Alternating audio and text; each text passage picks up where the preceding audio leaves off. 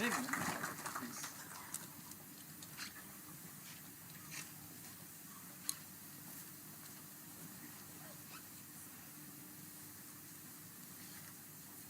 evening to all here. Vice Chancellor of Delhi University, Director of Delhi School of Economics, the Registrar, and also Professor Abhi from the South Campus. It's a pleasure, but equally very humbling to come to Delhi School of Economics and receive such a generous citation. But as a finance minister standing before the premier School of Economics does bring in that element of, what can I say, element of humility, because you're learning, you're continuously in the process of churning out ideas, and also your analysis of the Indian economy. And as a school of learning, therefore, gives me immense motivation to be here and also to constantly hark back on several things that you're doing. So for having given me this opportunity, in particular, I thank Professor Ram Singh, who had come over to invite me, the Vice Chancellor, who has periodically been referring to Delhi University and inviting me, so to him as well. But I like that banter which happened here before. But in that, I think if I were to be the umpire, I will give 1-0 to Ram Singh, because Professor Ram Singh, because he was one, of course, very right in saying Delhi School of Economics has its own halo. And Delhi University may as well give the Delhi School its proper place. So you have the right director, no doubt. But I don't need to tell the Vice Chancellor that Delhi University holds that position for the country. You have that halo of a premium educational institute. So, although I've come here, and although probably all the invites from Delhi universities are extinguished, I'll still offer, saying I'll be happy to go to Delhi University as well. So, being in Delhi and being in Delhi School of Economics at the cost of repetition, I'll say, is an immense big honor. And for the finance minister to be here is only the right thing. So I don't want to take any more credit than to be here as a student. I've come here more as a student because this is one of the best of economics, centers of learning. And being in public life, also doing the work of the department and the Ministry of Finance and Department of Economic Affairs, I think coming here every now and then will do me a lot of motivational good. So I take this visit as one such. So, although I'm coming 1 year later than when the Diamond Jubilee celebrations were concluded, I take this as the valedictory session and would like to say that DSE continues to nurture generations of scholars. You have shown the pictures of the eminent ones who've made a mark: Prime Minister, Chief MD of the IMF, economic advisors, professors of eminence, and so on. But I think anyone who walks through the corridor and qualifies to come out of the school themselves are part of a larger institution, and therefore you make a remarkable contribution to wherever you are. So every student passing out of D school have their own place, and therefore you nurture generations of scholars who combine empirical insight with social purpose. So the legacy is being carried forward. And that itself is the biggest achievement for an institution. It's not the building blocks, it's not the brick and the mortar, it's not just one batch of brilliant students, but generations of good students. But also the Diamond Jubilee celebrations, therefore, is an occasion for introspection and a time for you to renew and reinvigorate the vision with which this institution was set up. So in 1949, when Professor V.K.R.V. Rao set this place up, it's grown into being the premier institution, but we are at a time when India is moving fast on so many different parameters. Largely, they are all economic. Of course, India and its population, India and its location in a global map have strategic significance. But India stands together today and stands tall and stands distinctly on its feet is because of the economic strength of India. I'm not saying we've become developed. I'm not at all saying we've become developed. Viksit Bharat is ahead of us, 2047, just 2 years before you celebrate 100 years. But we are on a course. We are now today standing up to say, my economy is now strong enough. Tell me, what do you talk? What is it that we are discussing globally? And tell me where I should be. And tell me why I'm wrong if I protect my interest. So you are able to articulate all this because of the strength of our economy. There are many other strengths. Our defense forces are strong. We are able to stand up and say we have young people who can do so many things in the name of our startups, the innovation, the IT sectors, but everything put together. What is making us literally stand out is the fast movement between the 10th largest economy in 2014 to 5th and the 4th, and now sooner probably to the 3rd. And that is what stands out. And that's the strength with which India can, one, outside, make sure it can speak for itself, stand for itself, defend itself, equally within the country. That's what is going to bring inclusivity. That's what is going to wipe out the difference between the rich and the poor, the urban and the rural, the educated, not so educated, man, woman. And therefore, it is the spread of that economic empowerment which is going to domestically make us strong as much as stand out to defend our positions outside the country. And therefore, it is the strength of the economy. Let's not forget it. That's a premium strength. There are examples all over the world where you can see, oh, country with excellent armed forces, but the economy is still not up to it. Nuclear power, but no, the economy is nowhere. You can take any number of such examples, but unless your economy is sound, unless your macroeconomic fundamentals are sound and strong, you will never be able to stand up to speak. And therefore, it is in that I think we all should understand, and I'm sorry to sound so didactic.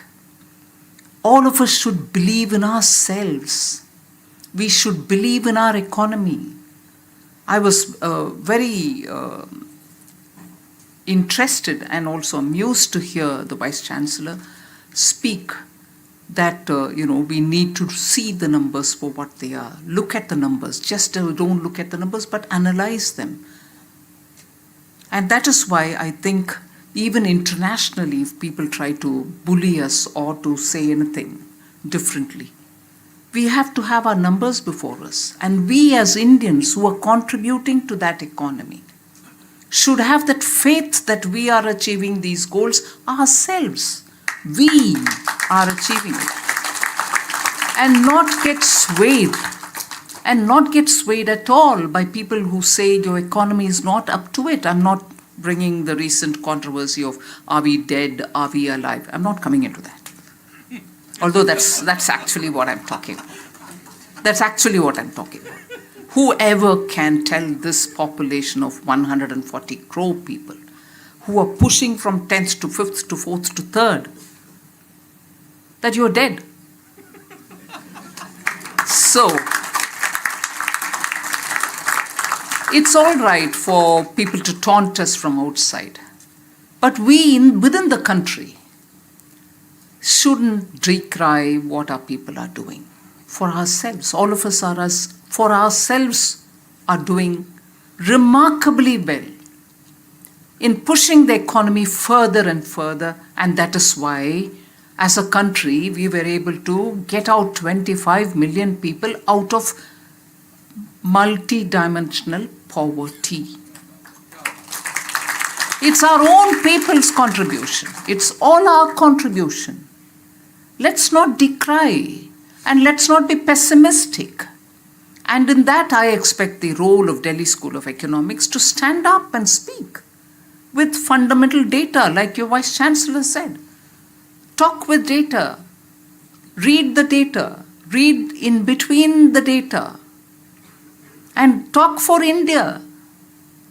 So, when I say it's time for introspection and a time for you to renew and reinvigorate that vision with which it was set up, this institution in 1949, we are at an inflection point in India, particularly when we want to look at our economy with newer factors which are coming into play. The immense importance that technology is acquiring. In fact, at one point in time, I would jocularly say this is the 5th factor of production. Without technology today, your land, labor, capital are all going to go away or lie where they are, because unless technology comes to play, whether it is in the identification of a piece of land which a small farmer holds, or whether it is in the manufacturing sector where now increasingly with artificial intelligence coming into play, your manufacturing models are all changing. AI is coming. Some are fearing AI.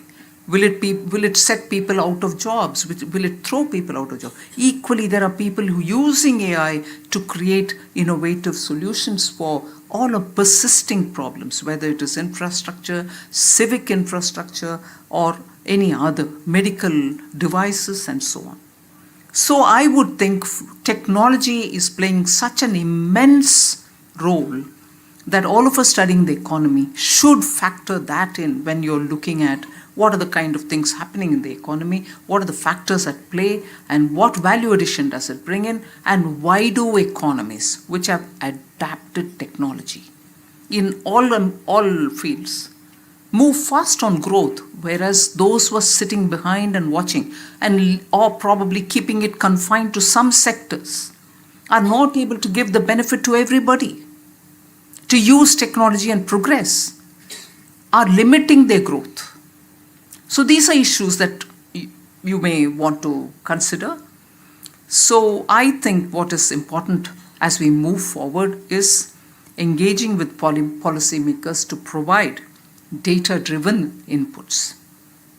I repeat, your Vice Chancellor made the right pitch. We need data, we need to read data, we need to read data for what it is worth. And therefore, institutions like Delhi School of Economics can play a vital role in this process, bridging the gap between research and governance and translating academic insights into actionable policy. DSE must also train students and even policymakers in advanced big data analysis and analytics and in AI for analyzing economic trends, economic early warnings, improving policy design, and strengthening governance outcomes. DSE must promote multidisciplinary and field-based economics. I'm sure you're doing it already, but all the more. Today's challenges, sustainability is one big thing. Technology disruption, as I said, is another. So going beyond the classical economics, these are things on which quite a lot of churn should happen within the classrooms here. You could blend economics with data science, environment sciences, and also public policy. So you can give us integrated insights which will help us rapidly change or tweak policies which are necessary for rapid growth. And also, further strengthen the collaboration between the economists, sociologists, technologists, and environmental scientists, particularly on climate change. And here I pause a moment to say, you may have several COP meetings, COP21, COP26, COP29, the one which is going to happen in Brazil, in a particularly not so developed city on the fringes of the Amazon, Belém, actually typically shows the conflict or the dharma sankat of policymakers. You're going near the Amazon, but yet you're looking at a city which is not so developed. It doesn't even have underground sewer, which is what I was told. Not enough of drinking water, housing difficulties. It doesn't have enough hotels. In fact, the worry is, will all the delegates be hosted in that place because there isn't enough place there. So with that kind of a contradiction before us for every country, Brazil has the biggest problem, we also have it. Each of us are striking our own path.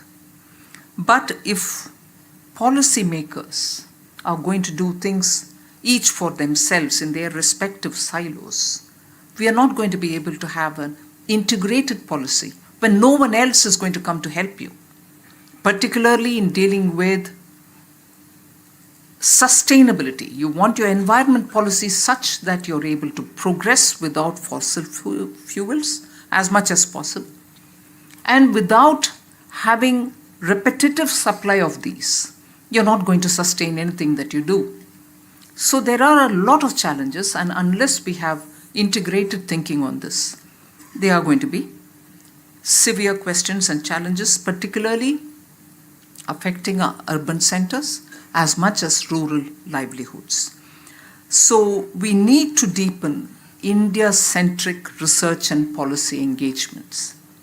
DSE has the potential to do better and scale new heights in India-focused research and in developing models suitable for emerging economies. So, as many international economic theories are Western-centric, many things which can be done in India are being indigenously designed, and that's how it should be. But yet I want theories which are going to be emerging from India, which will not just suit India, but suit the global south. Many of the problems that we face when we import formulations which are Western-centric, we have our own difficulties in tailor-making them after it comes, retrofitting them.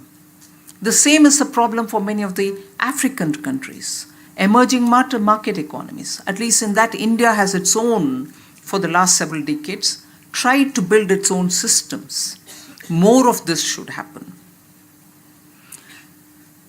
You should increasingly focus on India-specific economic questions, leveraging the intellectual capital to produce research that directly informs Indian policy making. Empirical and data-driven studies are required on, let's say, fiscal federalism, GST reforms, financial inclusion, employment elasticity, and also on, as I said, climate finance. DSE actually has a unique position to be able to play a very important role to help various state governments across India frame their economic policies. I would think this is a very interesting area in which you are uniquely placed, because you view the entire country, at the same time you know difficulties which some states face. You should also do that. So, also I expect the DSE to improve and develop better field immersion programs, where students work briefly with districts, MSMEs, SHGs, and cooperatives to understand the ground level realities behind data and economic analysis.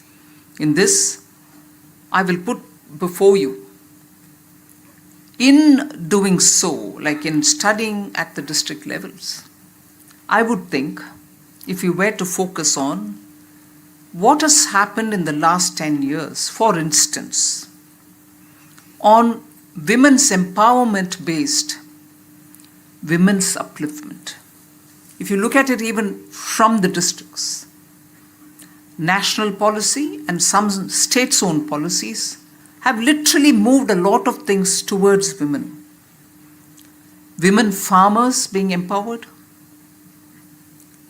drone didis in villages, which are actually fantastic change in empowering women, not because they're holding and operating a drone, but it has given them an independent agency with which they're able to call the shots about where they would want to do it, for what they would want to do, will they handle pesticides, will they prefer to use organic chemicals, or will they sit with the farmers and talk about it, or have they become a layer in entrepreneurial skills so that under them there are several others who do the same.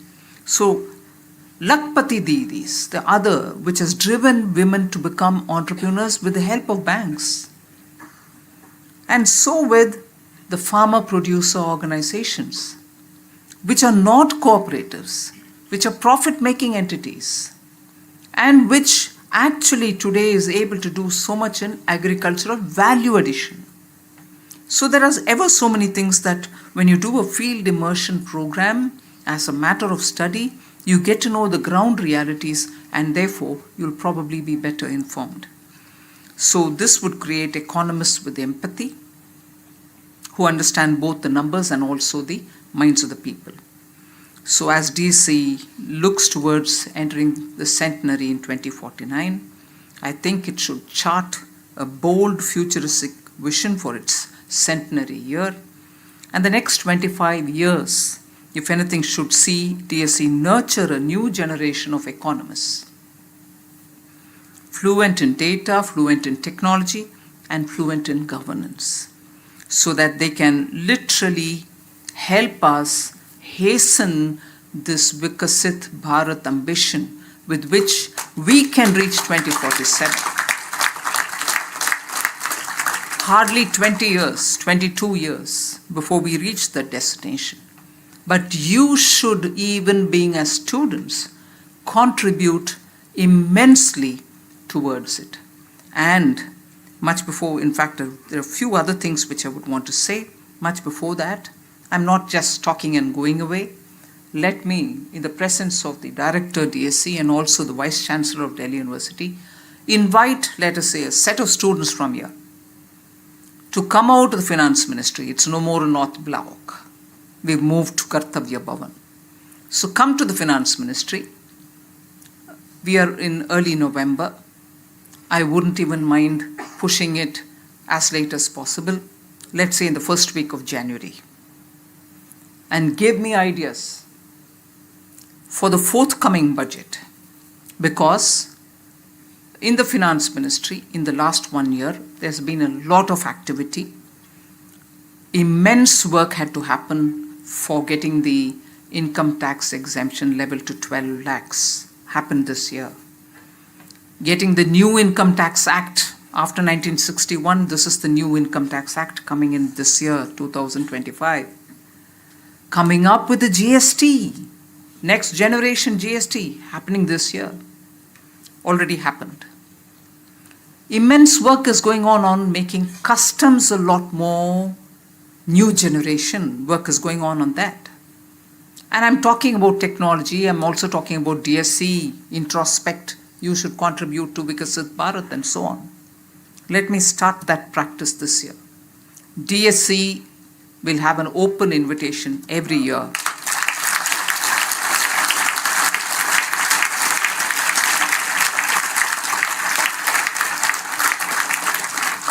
Let it be sometime between December, early January, not too late in January, ideally in December, this time because I've announced it a bit later.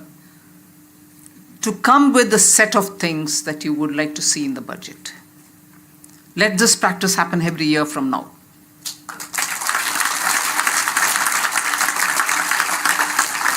And that's with the hope that we'll have ideas from young minds who've chosen to be in the field of economics to guide the country's budget every year so that we will reach 2047 as we desire to have a Vikasit Bharat.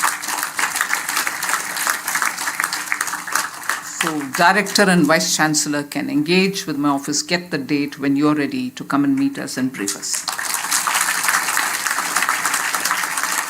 And I assure you, I'll have the entire Finance Ministry's secretaries sit and listen to you, other than myself.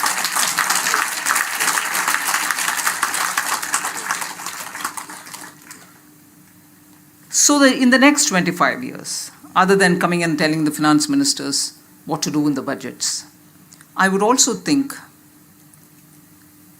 the new generation economists, the young economists, should make sure that the Indian perspectives are part of the global economic debates, not just responding to them.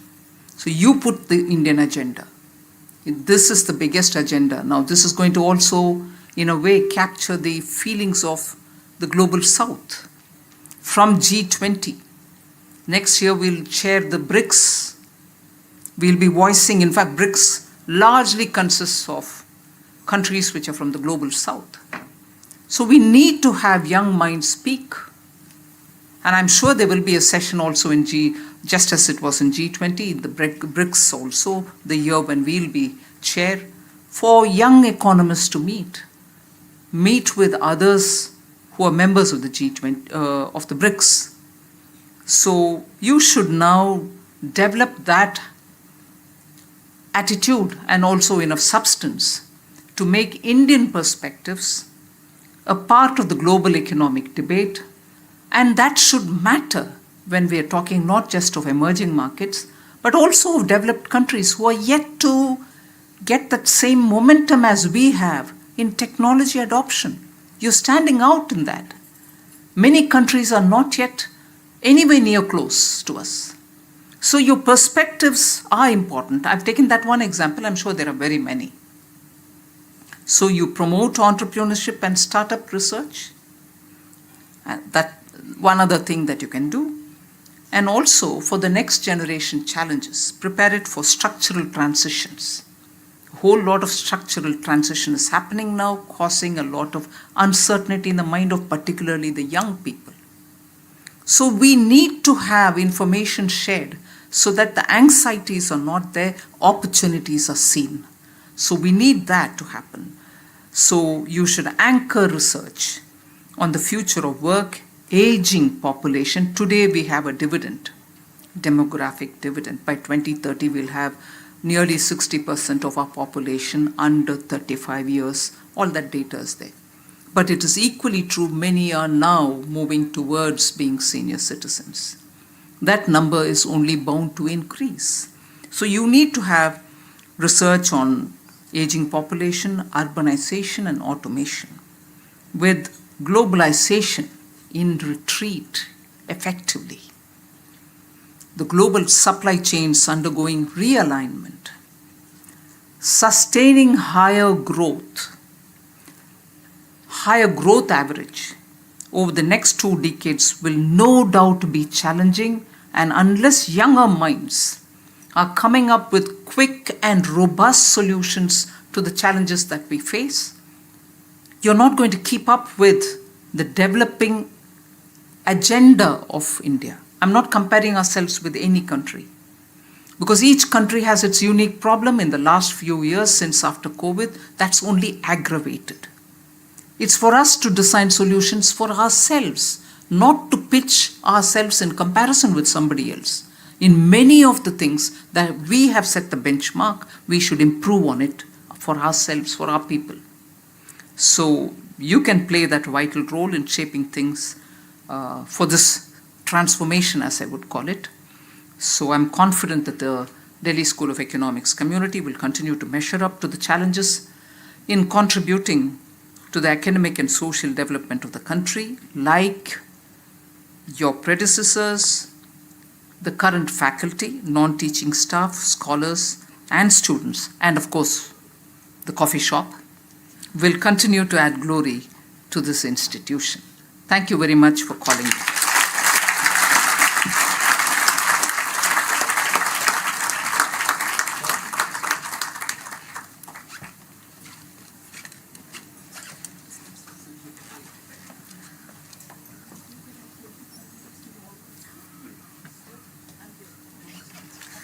Thank you so much, ma'am, for such an insightful and delightful address.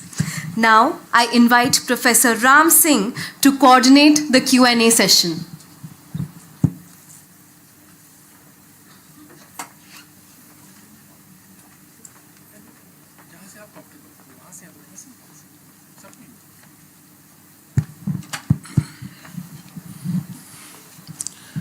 Honorable Finance Minister, thank you so much for delivering a very insightful, inspiring speech. Madam,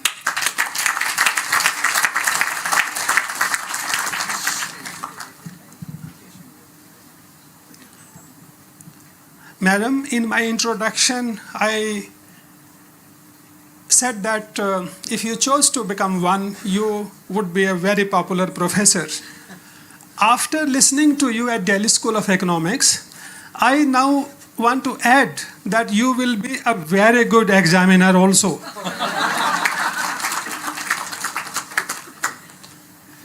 Madam, in one stroke, in one speech, you have paid highest of compliments to this institution, Delhi School of Economics, and its students. At the same time, you have given us a lot. You have given us multi-dimensional litmus test to assess our performance today and also to shape our teaching and research agenda. In your interview to Times of India and Economic Times, in the immediate aftermath of GST, you had paid a great tribute, great compliment to Delhi School of Economics. You had said that when the journalist, the person interviewed you, asked you, how did you feel, how did Madam feel about delivering something GST2 reforms, something that was considered, almost believed to be impossible to deliver. Having delivered that, how did you feel, ma'am? Honorable Finance Minister said it was like passing an exam of Delhi School of Economics.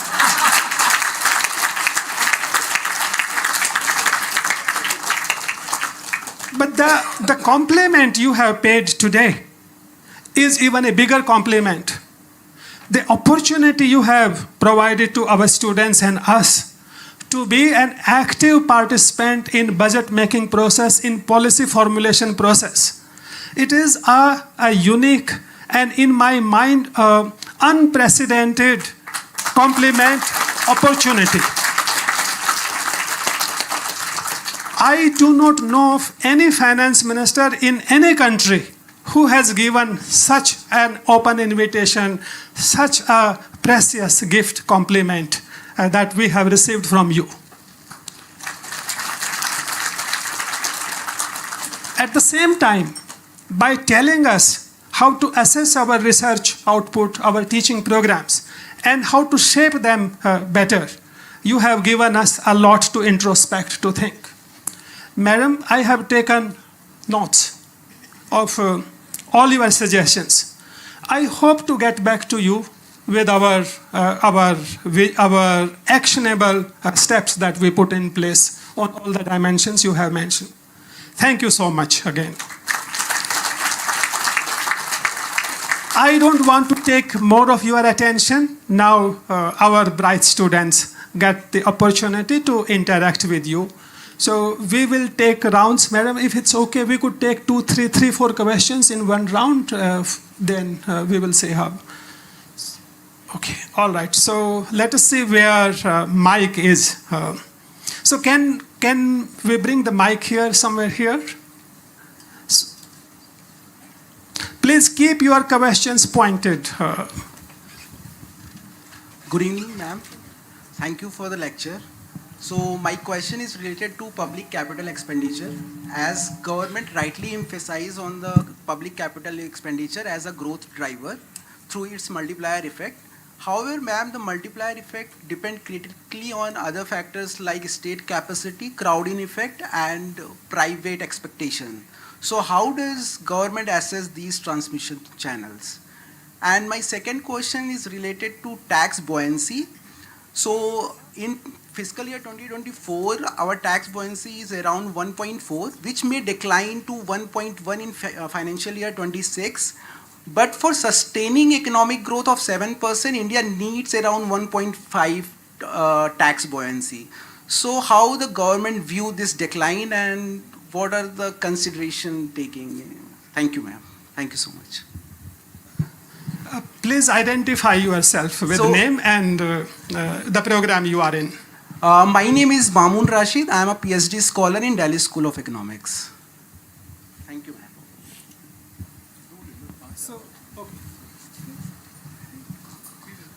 Good evening, ma'am. Ma'am, here. So, ma'am, my name is Raghav Agarwal and I am M.Com final year student from Department of Commerce.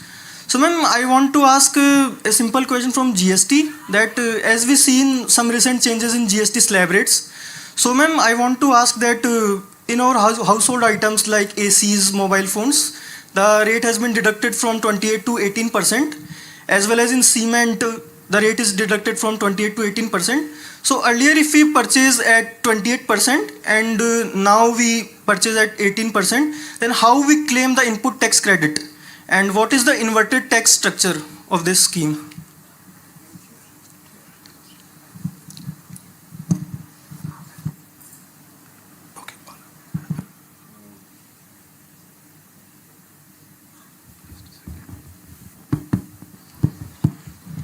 Good afternoon, ma'am. So, ma'am, we are talking about Viksit Bharat mission. So, my question is, in 1991, LPG reform helped the economy a lot.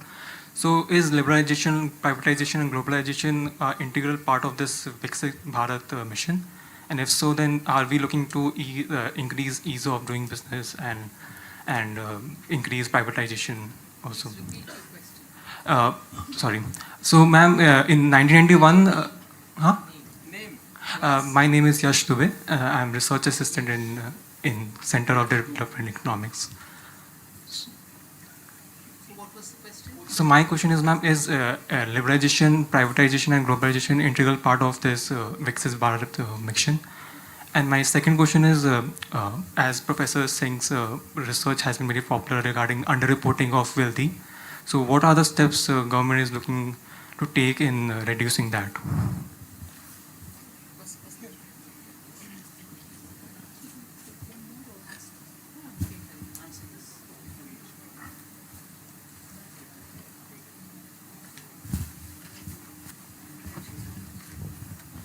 Thank you, ma'am. I'm Madhuri. I'm a PhD scholar here at the Economics Department, DSE.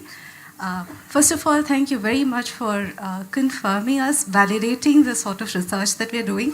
I'd like to reassure you that we are working on at least some of the areas that you have mentioned, and we hope that it would reflect in the policies of the upcoming years. For example, I'm working on the sustainable development and technology. I know of people who are working on district level SHGs, women help groups, etc. And I do hope that it reflects later on. Ma'am, my question is regarding your ask from the research faculty is quite high. Could you please also give us concomitant rise in resources in the next budget for higher education, especially for research scholars? Thank you so much. Madam, we can take it now. Okay.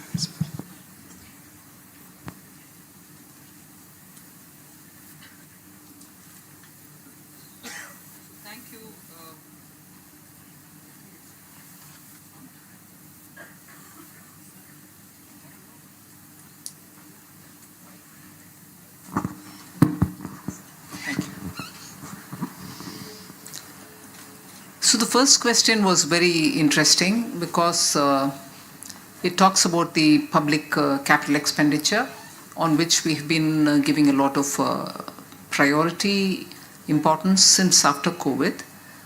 And I must say, to the credit of the states, the absorption of capital expenditure monies that we give to the states are absolutely stunning in their performance.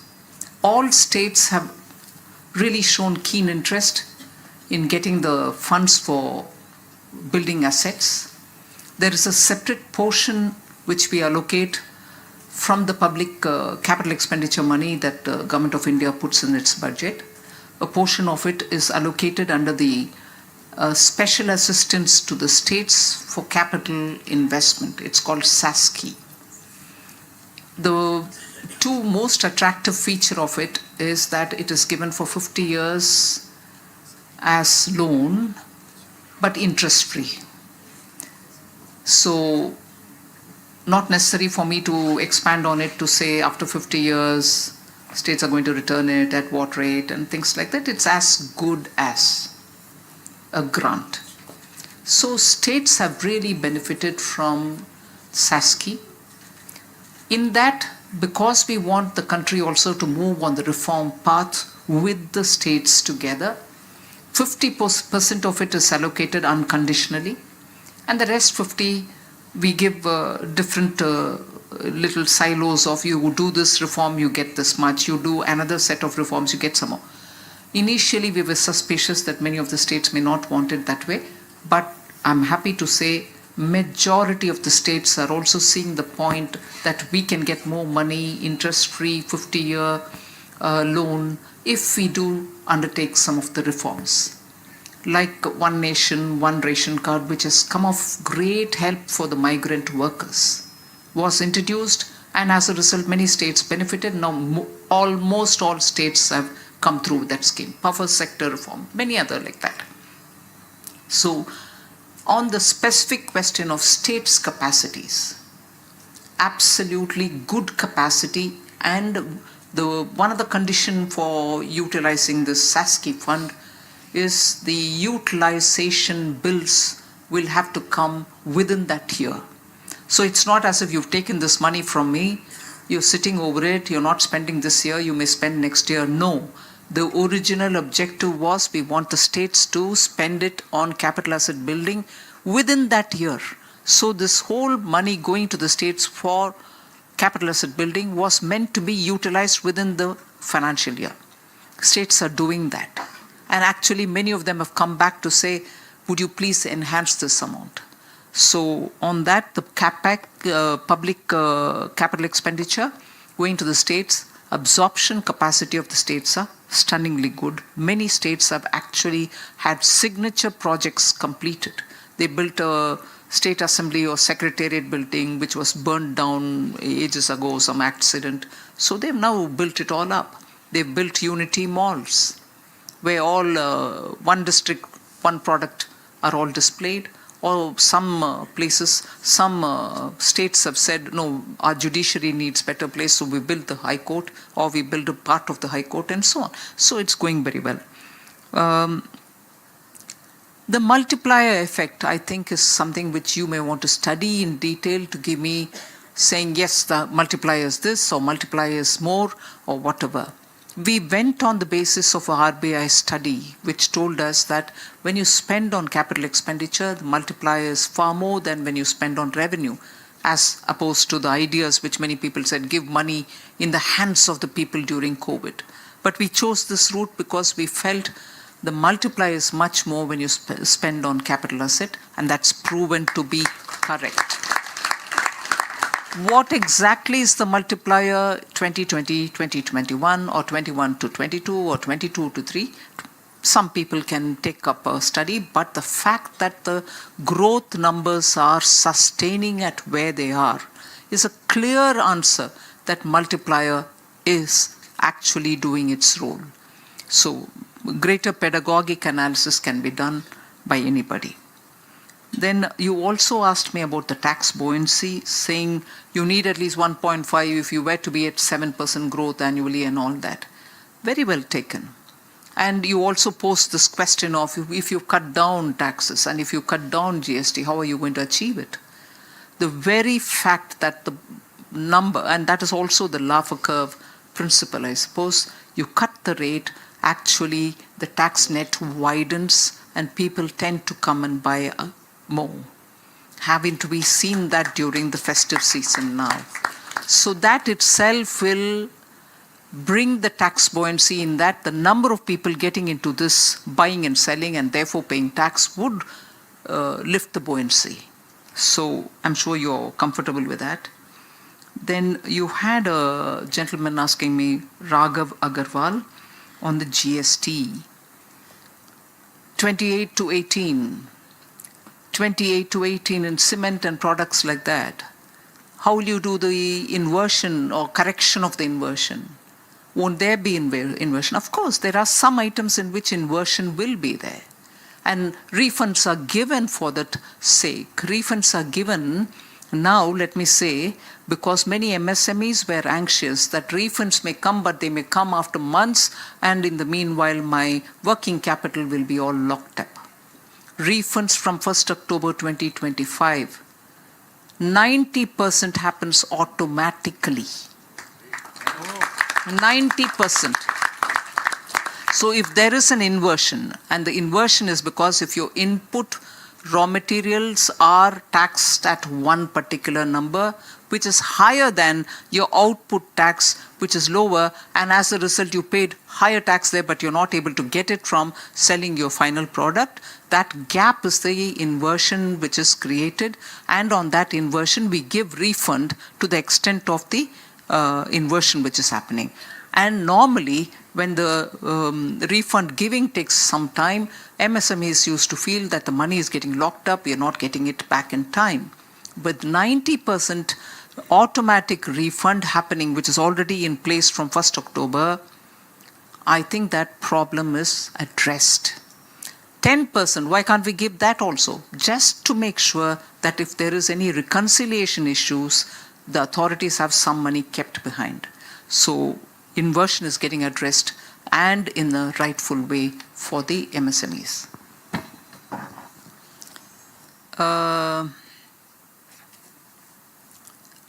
Was it Yash Dubey who asked this question about liberalization, globalization? Will it be part of the Viksit Bharat? I thought LPG were all the globalization language. And I thought I went a bit too far in saying globalization is in a retreat. So in the form of the globalization, the LPG came in all right in its own way. But what it should do for any economy, irrespective of whether globalization is in place or in retreat, is that you need a liberal economy. I don't need a globalization to teach me that. Yeah. And if you have to be a lot more transparent and make sure that every opportunity is given to everybody, that itself is in a form globalization. My tenders are now globalized. Whoever wants to pitch for it, who's efficient, who's got the qualification, and who can deliver it to me at the standards that I set within the time, bid for it. So in a way, globalization may retreat, but our processes having become transparent, we are opening up the economy to everybody who wants to participate in it. So Viksit Bharat has its own language for liberalization that you're talking about. So it is part of it, but not in that, in that definition or in that milieu. We have our own way of dealing with it. I wasn't sure what you meant by underreporting of the wealthy. It's a bit loose for me to respond. If you want to take a minute to explain it to me, I'm quite willing to engage with you on that. What is underreporting of the wealthy? Dubey, wherever you are?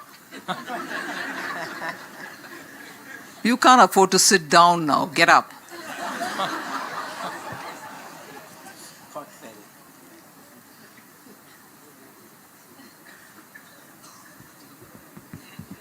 And the mic is helping him.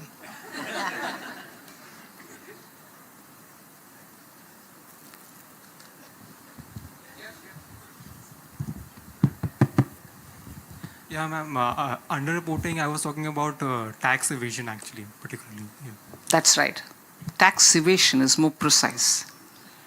And on tax evasion, I'm happy to say, Ministry of Finance, particularly Department of Revenue, was the first, in fact, to enormously benefit from AI and deep data analysis.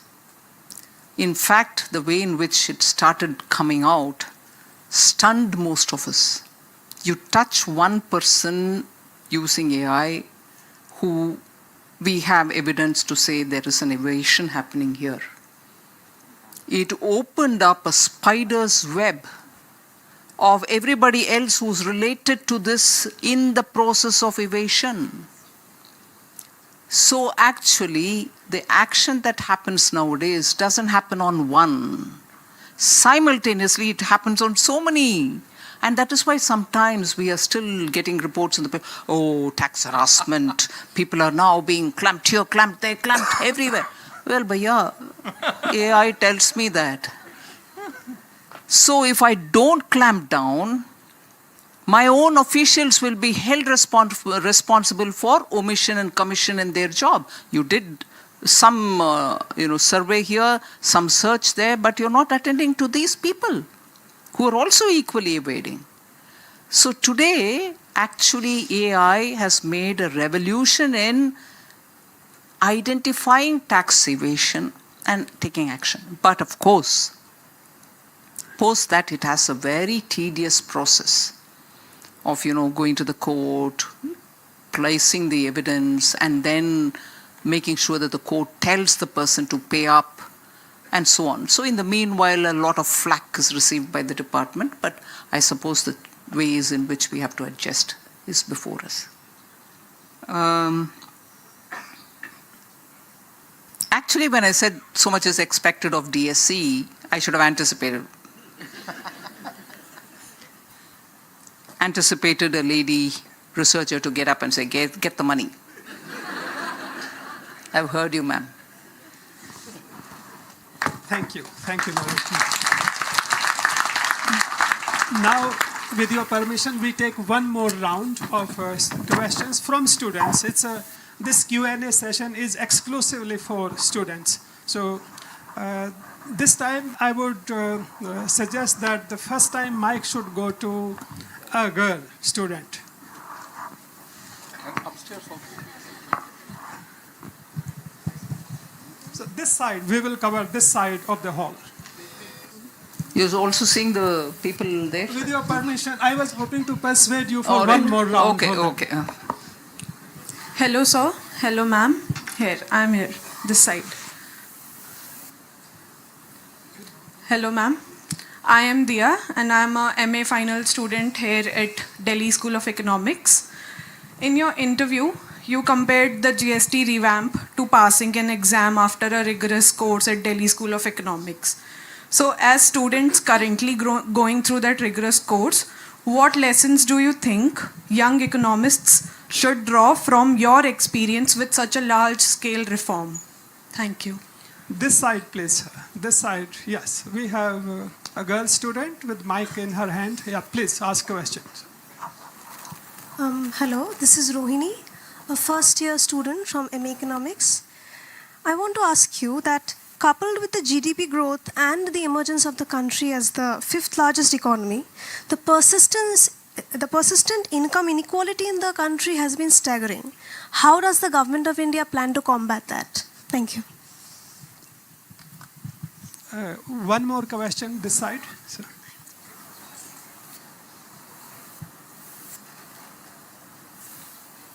Purvasha, yes. Okay. Hello, good evening, ma'am. My name is Purvasha. I'm a final year student of economics at DSE. And I've recently worked on a project on microfinance institutions. And the main observation was that since they were experiencing deteriorating asset quality, So the main observation was that the default was rising substantially in agricultural borrowers. So since microfinance is such an important plays such an important role in agriculture, so I believe that the defaults were due to climate-related conditions that are external conditions that are not in the control of any of the parties, either the credit institution or the farmer. So have we taken any steps or plan on taking any steps to safeguard both the parties from external climate-related shocks? Madam?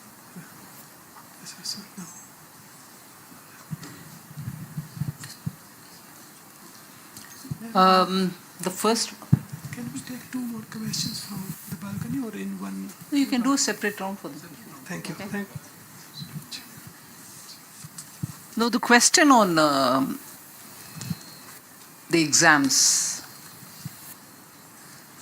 I was looking at you all clearing your exam and taking an inspiration. Now you're back asking me on it. No, the first thing I think is keep calm. There's just no need for agitation. You've been very well prepared and guided by your teachers. So you start with a lead advantage compared to students elsewhere. But of course, you have to be mindful when you're preparing for exams. There's no, blind routine. You have to apply your mind, keep your mind focused on what you're doing, completely be mindful of what you're doing, and calmly take it. I'm sure you'll be able to do it.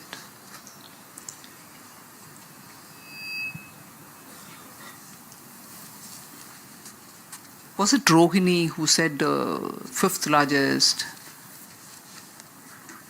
I think we've crossed that. We've crossed that stage of fifth. We are probably closer to third now. So that's one thing. And every time when you're talking of economy, its growth, and especially nowadays when you have GST numbers, not just now, new generation, but even earlier, you see the activities are all across urban, rural, small, big, and so on. So unless we are speaking of a particular section, large inequality is a difficult term for me to relate to. Yes, I agree there can be more income for the lower income groups. There can be further addition. There can be more opportunities for them too. And we are building that entrepreneurial spirit in the country so that people are not just dependent on, let's say, government jobs, but are able to do it for themselves. And that's why credit outreach through banks are happening, so that that entrepreneurial spirit helps them to make their money at the place where they are by doing things which will add to the economy. So the way in which government is looking at this issue is to be able to give access to credit, is to be able to have a promotional policy, a facilitating policy for people to do their own within the areas in which they are. That is why I quoted Lakpati Didis. They wouldn't have had any opportunity otherwise. Also to help the farmers to get, for instance, better seeds for climate-resistant seeds, give them better irrigation, also cover them for many of these risks elements, and so on. So there are ever so many ways in which access to credit is being provided, also giving fundamental infrastructure so they don't have to spend too much money to take their products to go somewhere else. Digital marketing facilities are provided so that they can be where they are but capture the whole world's market, and so on. So this is what the government is doing towards helping people where they are.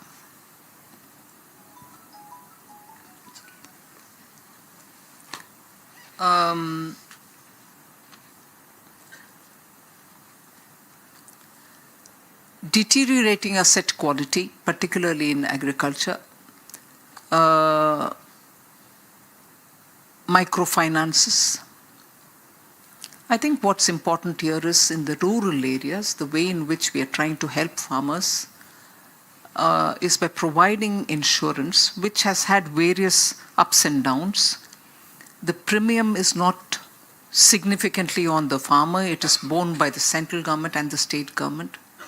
The risk cover now includes every kind of disaster that can fall, whether it is climate related or not, whether it is at the time of sowing or at the time of harvest. So every kind of insurance cover to meet the risks that fall on a farmer are taken on board. So the way in which we are trying to help the farmer to be able to face these kind of disasters is by giving them that cover. And also for his emergency expenditure is the annual 6,000 rupees which goes to small farmers, which is essentially to meet any exigency that may arise. So that's provided. Interest subvention is provided for farmers when they take loan for the farm-based loans. Now that is made available also for those who rear goats or keep piggeries or fishermen. They are also getting that cover. And also security-free loan assistance. So he doesn't have to give any asset to take the loan. So when you talk of asset quality, it doesn't mean the same when it comes to farmers and allied sector activities. There's no asset involved there. It's asset-free loan given. However, if they want to have more loans for non-agricultural purpose, of course the bank will ask for, assets, which then, if failing, becomes a non-performing asset. But that's not the agricultural loan which is supported by the government. Last two questions from the balcony. Yeah, and I'll give very quick answers so that my staff don't get agitated that I'm overstaying.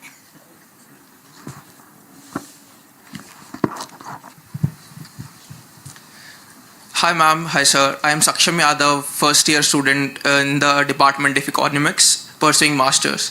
So our government has recently expressed its wish for privatization of the banking system.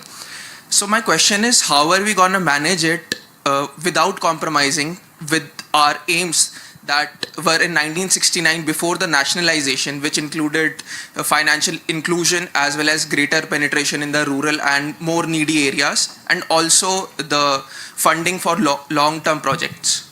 Thank you. We can take one more question. Please keep your question very pointed.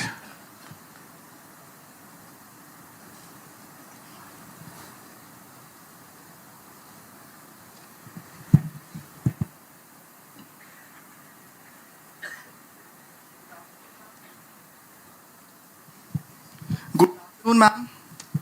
I am Bankim Chandra, second year student at MA Economics program. Ma'am, my question is that given the aspirations to achieve the status of a developed nation by 2047, how are we planning to strike a balance between the much needed productive investment and an ever-growing number of populist schemes like freebies so that the latter doesn't crowd out the former? Thank you.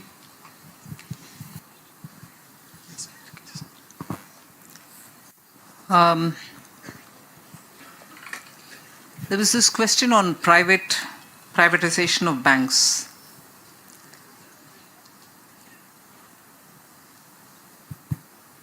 I'd kept out of talking politics, but I have to now. See, nationalization happened, and all of us, at least those of us who were there at that time, whether you're a child, your parents would have spoken about it and so on, who said, oh wow, noble idea. Noble it was. But in the 50 years after that, financial inclusion hadn't happened as much as we desired. Let's admit that. Of course, what the banks did, and to their credit, was to take a lot of these priority sector area lending which had to happen in the villages, far-flung areas, and so they went with the government programs and gave it through banks to the people. So those objectives were met, I'm not denying that. But in the name of financial inclusion, keeping banks under government control and not allowing them to professionalize themselves meant that the government had to infuse capital every now and then. Oh, money we need, for developmental work, for taking greater banking in regions which are difficult, and so on.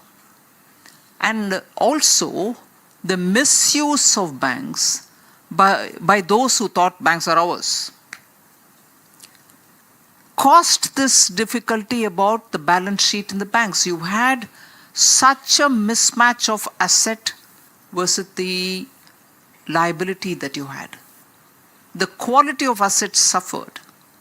Now, I was happy to hear the question on microfinance and the kind of asset quality and so on. But that was the case of concern also of the larger public sector banks. You must have heard this expression of twin balance sheet problem, 2012-13.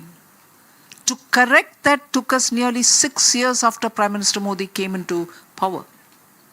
And now, I'm confident to say our Indian banks stand out exemplarily in terms of the asset quality, in terms of the NIM, in terms of the asset and credit which has got to be done, and also in terms of financial inclusion. That Jan Dhan Yojana, being a very big scheme through the banks, actually took to the last individual banking in India, made them be part of the banking, made them be part of the formalization of the Indian economy. As a result is why during COVID you're able to transfer money directly to their accounts. You didn't have to put a check. So I think banks reached that position after the correction, and despite 50 years of post-nationalization, the objectives that were to be achieved could not entirely be achieved. But after that, when we professionalized the banks, those objectives are still being beautifully achieved. So this perception that when you try to bring in banks to become professional, and if you want to privatize them, which is a cabinet decision, that objective of reaching to all people, taking banking to everybody will be lost is incorrect. Once you allow the banks to function professionally and allow them to have board-driven decisions, every objective of the national interest and also the banking interest will be served.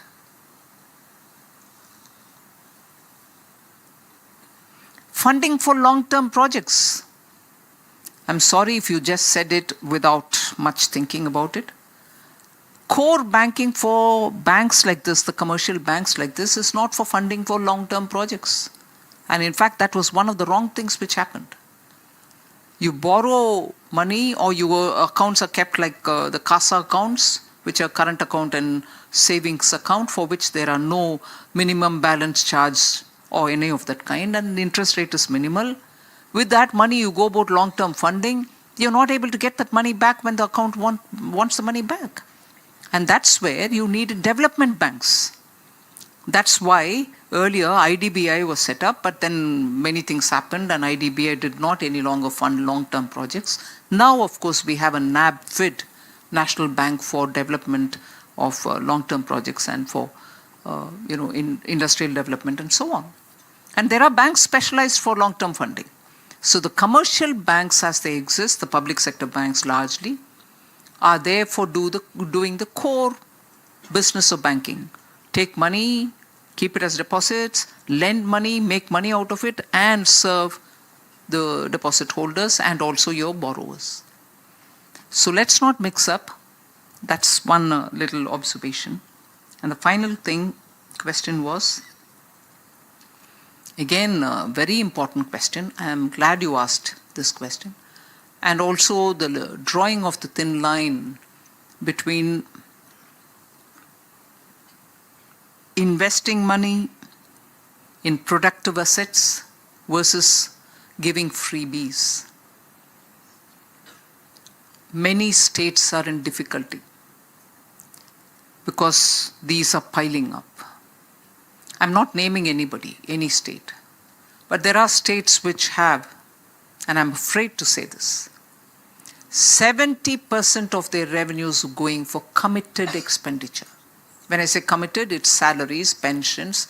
They have to give it. I'm not saying don't give. But 70%. With 30%, what else will you do? Especially in a growth phase, when so much has to be done for keeping the buoyancy of the economy. And what for is this 70%? Do you need that many number of people? Is there no way in which we can rationalize? Will companies run like that? Yes, we need doctors. Yes, we need educationalists. Yes, we need education to grow. Yes, we need paramedics. But beyond a certain limit, which you can't afford. So there are issues. Freebies are one of them. Committed expenditure is another. And that is why, let me put this on record. When we discuss in the GST Council, the members, the finance ministers who come from various different states, come with different political backgrounds. But I must say with a great sense of responsibility and appreciation that the finance ministers, when in GST Council, keep revenue consideration on the top of their mind and are very concerned when we sort of reduce something here, or reduce something there. No, what will happen to revenue? Please think about it. Let's study this. A very, very responsible position for finance ministers. You're here to generate revenue. But at the same time, not to harass people, not to burden people, not to put too much of tax. You have to have systems efficiency. You have to ensure there are no loopholes. But yet you have to be conscious of revenue. Finance minister's job is to generate revenue. And to shy away from that responsibility, no, I can't, oh yeah, give it away. You're the one who will be looked to when the state's budget or the national budget is made, hey, I need money for this program. No, sir, we don't have money because we've given it away. Can't be the answer. Very true. Absolutely. And that is why sometimes we go to the extent of borrowing. But I'm glad to say, even this morning I had a discussion with my team, that after this year, when I will meet the fiscal deficit number, which was given in the glide path post-COVID, as student of economics, all of you all will know that we've given ourselves one glide path, that we'll come to a certain number. God willing, and with every strength and support Honorable Prime Minister gives me, we will be able to meet that fiscal deficit number that we've given. That's a commitment made in the Parliament, and it's my duty to abide by it. But why did I bring this here now? From now, our focus will be on debt to GDP. You get as to why I'm bringing that? Once your committed expenditure is so much, or once your freebies are so much, and once you're not able to increase your revenue, you tend to borrow. But you have a ceiling on you as to how much you can borrow, whether it is a country or whether it is a state. So I have it in my FRBM, Fiscal Responsibility and Budget Management. So do the states have it. So it is important for us, and for achieving Viksit Bharat, we need to consciously be on the path of reforming and bringing in prudential fiscal management. That's a responsibility of every finance minister. Thank you.